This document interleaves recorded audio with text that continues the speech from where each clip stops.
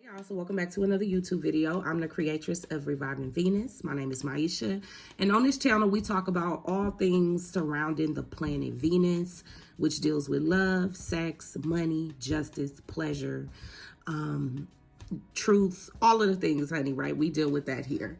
And so today's episode, real quick, y'all, or not episode. See, I'm thinking I'm on my podcast because I'm actually about to reference episode from my podcast. If you're not following me or listening to my podcast on Spotify, Love Notes by Maisha, please check out my podcast. It's sort of similar to this channel. It's just really like a podcast version of this YouTube channel, but the difference between those is that specifically talks about love, relationships, and healing from toxic relationships. That's more so what I get into on that particular podcast, okay? So there's an episode that I did a while back where I talk about it's important to stop waiting and asking for people to change. Stop asking that man to change. Stop asking that woman to change. Stop asking that person to change. Stop asking people to change. Stop waiting for them to change. Just stop. When you recognize that a person is not what you need them to be, they not what you want them to be, they just not that. The best thing that you can do is just accept that person for who they are. And acceptance doesn't mean you sit around and be in that person's face and entertain them. Sometimes acceptance looks like just simply saying to yourself, hey, this is not what I want. This is not what I deserve. This is not what I desire. And removing yourself from situations and learning how to love people from a distance, right? Oftentimes we think that when people separate themselves from us or create distance, it's funk or it's beef or, we got a problem with somebody. And that's not the truth, right? Sometimes it can be, but sometimes we have to learn that some of the best ways that we can show people love or the best ways to love people is distancing ourselves from them. Because sometimes loving people up close is a detriment to you and your personal wellness, right? And well-being. And so if loving somebody up close and personal begins to impact your energy, begins to impact your ashe, meaning your personal power, your personal spiritual, abundant energy, right? If it begins to impact that shit, you have to remove yourself from people. And so it's just important, y'all, to not sit around and wait for people to change because, we can't dictate other people's growth. And one or two things are going to happen. Really, both are going to happen. When we sit up and pressure or create this pressure, even if it's not intentional, y'all. You may not be intentionally creating pressure, but I'm going to tell you, somebody who is complacent and cool with where they're at in their life, even if it's dysfunctional, it may be dysfunctional to you. It may be toxic to you, but to them, they're immune to the shit. They're okay with it. They don't see it as toxic. They don't see it as urgent. They don't see it as a problem the way that you see it as a problem. And that's okay. Y'all just have different value systems, right? This is why I'm learning, compatibility is not just about chemistry. It's about, do your value systems align, right? For the most part, with a person. Do they operate in the same integrity that you do or aspire to operate in? And if that person doesn't, I can almost guarantee you that y'all are going to butt heads because that person is going to feel like you're judging them. That person is going to feel like you're pressuring them. Even if you're not doing that, you could not be judging that person. You could just be like, I like you, I love you, but I want you to,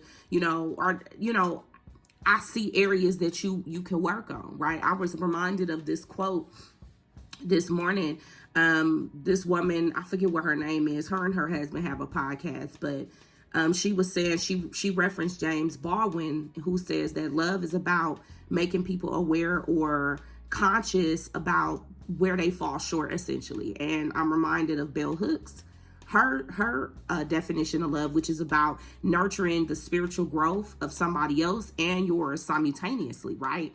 And so love could be about pointing that out and helping people see, like, this is where you can ascend. But the thing is if a person doesn't register that as love, if that's not the kind of love that they're used to, they're not going to see it as love. They're going to see it as you being critical. They're going to see it as you being judgmental. They're going to see it as you being overbearing, or whatever the case may be. So again, it really points to you and that person having a different value system. Y'all don't experience, see, interpret, understand, visualize life in the same way. And I think it speaks to a gap in compatibility, right? It speaks to a gap in growth. And when you recognize that gap in growth, it's really just, again, I can't stress this enough, it's really important for you to remove yourself from those situations, because you all are just not going to do anything but irritate each other, because that person, as I said, is going to feel like you're judging them, and you're going to feel like you're not on my level, right? Like you're, which essentially maybe it may be a judgment, right? You may feel like, why are you not trying to like come up here where, the view look better, where the air is cleaner. Like sometimes love looks like that, where you like, bruh, the air down there is not really like all that good. The view up here look better, bruh. Like I'm trying to, you know what I'm saying? But everybody don't always see it that way, y'all. So, and that's okay. So it's important to allow people to have their journey and let them grow at their own pace. Let people grow in ways that feel meaningful for them. And if that doesn't align with you, just go on about your business, right? And that's okay, y'all. Like it be like that sometimes. I think the other thing is, and I talked about in that episode, that, sometimes it's us who needs to change. It's you that needs to change, right? Sometimes we want to control other people's growth and their changes, when you need to, instead of focusing on that person's development, look at where you can grow. And I think in situations in my life, when I started to revert my attention back to me and look at where I was slacking or struggling in my life, I actually started to grow. And I actually started to experience my own leveling up and my own ascension. And then once I started to ascend, right, you become so unconcerned about what other people are not doing, or what they're doing in their own ascension process or lack thereof, right? Because you're so busy growing, that becomes unconcerning for you. You're like, I actually don't care. You know what I mean? So I just feel like, y'all, it's just important that allow people to be a mirror to you too, right? Like if you see something in a person that annoys you, like look for where that shows up in your life. So for example, if you like, this person is okay with the bare minimum, this person is okay with the mediocrity, this person is okay with, that toxic frequency, maybe you need to look at the ways in which you might be too, right? Because why are you aligning yourself or sitting in the face of somebody that's cool with bullshit? Okay. So maybe you need to see where you need to make stronger boundaries, right? Like maybe you okay with it too. That's why you sitting up dealing with somebody that you interpret as being okay with mediocrity. Where you settling for less? Do you maybe you settle, maybe you don't settle for less in money or career or education, but maybe you settle for less in love. That's why you attracted that person. And so when I started to look at that, I was like, oh, okay. And I focus on my own growth, right? And then as we do that, we start to call in more connections that really align with where we're moving, whether that be friendships, romantic, jobs, whatever the case may be. So I'm coming to my 10-minute mark, y'all. I really try to keep these videos 10 minutes or less, but in a nutshell, I like to wrap up my videos by saying, or sort of concluding what I already said. Stop waiting for people to change. Look to where you can grow. Look to where you can change, and allow God to take people through their process.